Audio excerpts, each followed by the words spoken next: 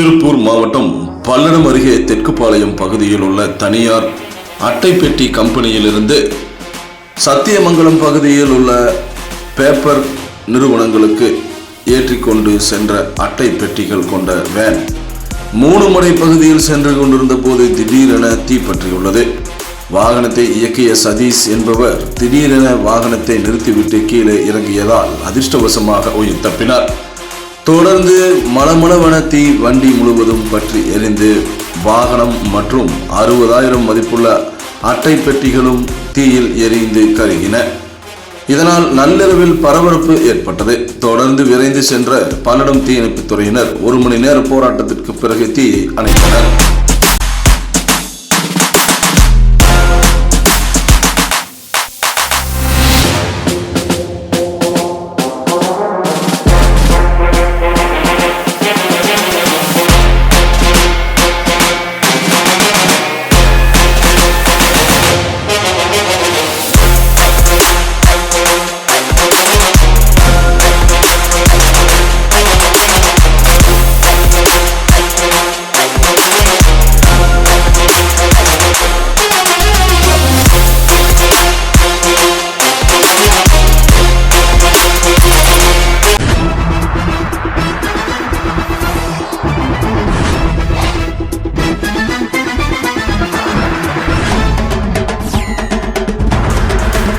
நீங்கள் பார்த்துக் கொண்டிருப்பது